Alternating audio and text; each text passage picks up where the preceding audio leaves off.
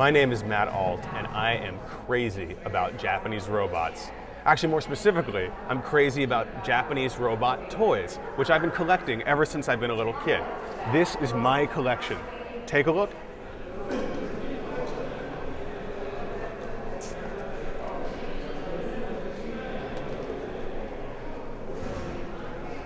This right here is Mazinger Z. He is the very, very first jumbo machinder toy that was ever sold in 1973 in Japan. Now this toy created such a sensation that it started off a huge fad for robot toys that really hasn't stopped in Japan even to this very day. So let's take a look at what is a jumbo machinder. First of all, they're made of hollow plastic, a kind of plastic called polyethylene. If you flick it, it's very hard. It's the same type of material they use to make shampoo bottles. Another characteristic of jumbo machinders is they shoot little missiles, just like this. This is a classic Popey jumbo machinder missile. Popey is the company that actually made the first one of these toys. When it became very popular in 1973, a lot of other companies started making them as well. And now there's dozens and dozens of them. Some people think there's as many as 70 or 80, but nobody's really sure. Let's take a look at some. This toy actually isn't a robot. You might be familiar with him. His name's Godzilla. He's a giant monster that attacks Tokyo in all sorts of Japanese movies. Now this guy is interesting because he's got a talking mechanism. If you pull this string right here, he'll talk. Unfortunately, it's kind of old, so it doesn't sound very good, but here we go.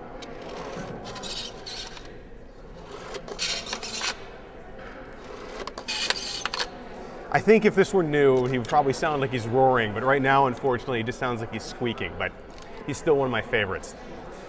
This guy here is a little shorter than the average size. Most jumbo machiners are 24 inches tall, that's 2 feet. This guy is only about, I'd say, 18 inches tall, 1.5 feet, but he's still considered a jumbo machinder because he's made out of this polyethylene material. Also, he's got the missile launchers, which is a big thing, even though this guy doesn't have any missiles on him right now. His name is Big Dai Ex. He's called that because of this X-shaped accoutrement he's got stuck right in the middle of his face. This wasn't from an animated show, but rather a live-action series that debuted early 1980s. This guy here is named Aura Battler Dunbine, and he was the star of a show of the exact same name. And this toy is quite interesting because, as you can see here, it's one of the few jumbo toys that actually has a pilot. He's got an action figure that sits in there. And what we can do is, we can pull this, you can actually take him out. There he is. That's the guy who drives this giant robot. Now in this particular animated series, these aren't exactly robots, they're kind of insects that are melded together with robot mechanical parts. People use them to fight battles with one another. Now these three guys all go together. They're from a series called Geta Robo G. And this series aired in Japan in 1976. And it was actually the sequel to another show that had a similar title. It was called just Geta Robo, but this is Geta Robo G. Now all three of these robots actually represent the exact same machine. They're different combinations of the three spaceships that formed together to make these guys. This guy's named Poseidon. He's optimized for underwater missions. Poseidon's great, because look at this. Poseidon has these air puff activated missile launchers on his back. So if we press this, it's going to shoot right up in the air. You ready? 1, 2, 3. There he goes. Whoa. It's the only toy that the only jumbo toy that has that feature that I know of. He's also cool because look at this. Look at this. His legs fold up to make him just as tall as the other guys. But when the going gets tough, these little tank treads fold down and he can drive around on the ground. You can see he's got little wheels on the bottom here, but they're supposed to be tank treads in the show.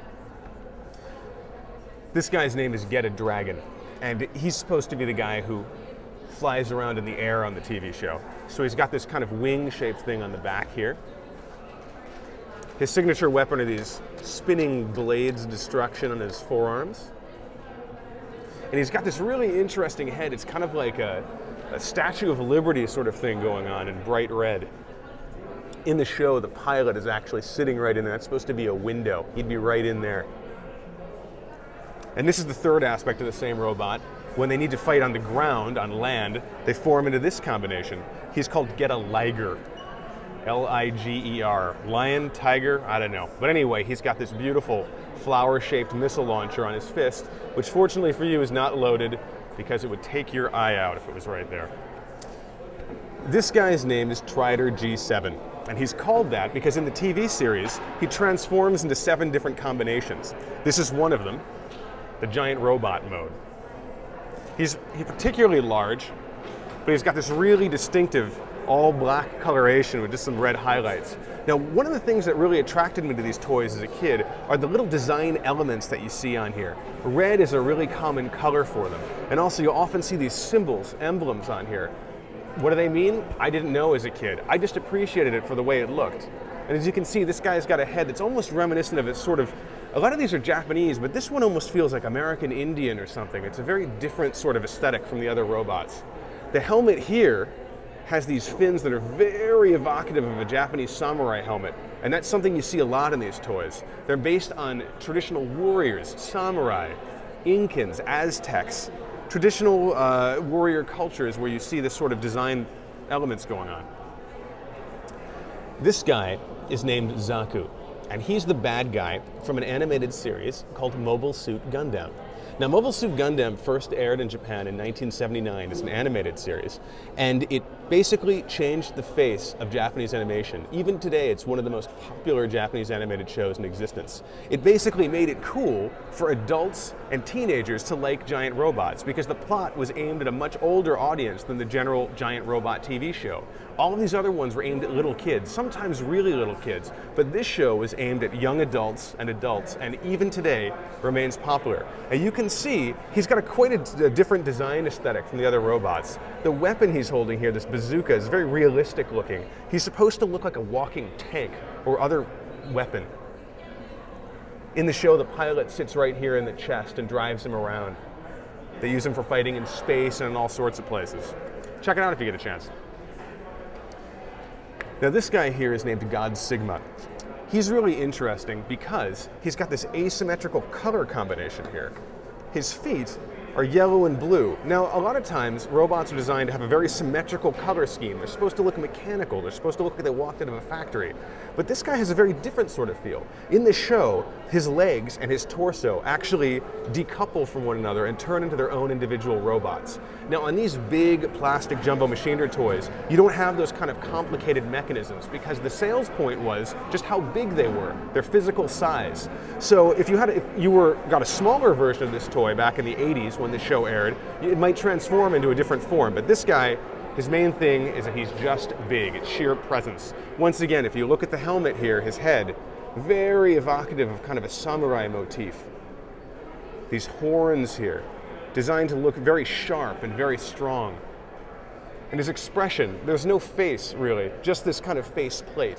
So it gives him this sort of menacing look that was really attractive, I think, to a lot of kids at the time. The main thing is strength. It's all about strength. This is Mazinger Z, who we talked about a little earlier. As you can see here, Mazinger's got a detachable wing that fits on his back with these jet engines here.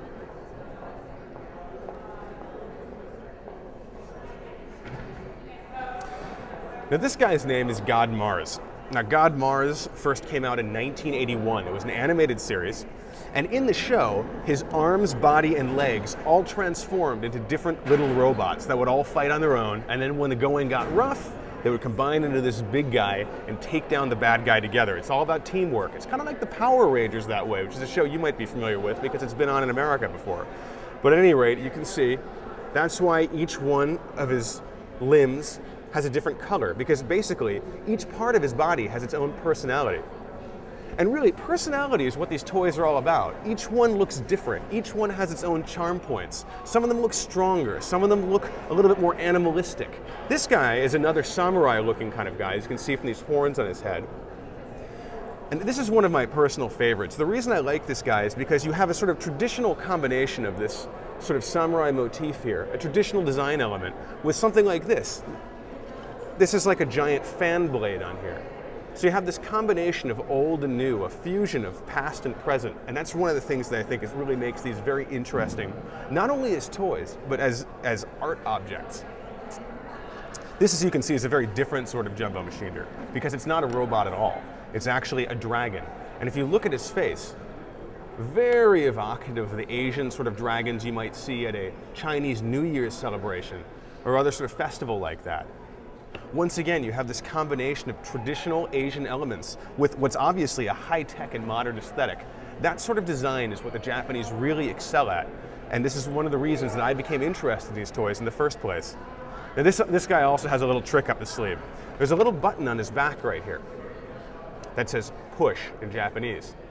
Now if you push it, this flips up, and inside there's a little handle. You can put this handle here, it actually threads through like this. And if you're a little kid, a really little kid, you can sit on this and ride him around. Not recommended if you weigh over about 30 pounds, but fun if you're a little kid. Also, he's got this great accordion-like neck. Look at this kind of accordion-like material here. This use of different types of materials and colors and design styles is really typical of these Jumbo Machinder toys, and something that I think not only I, but the collectors of these toys really love.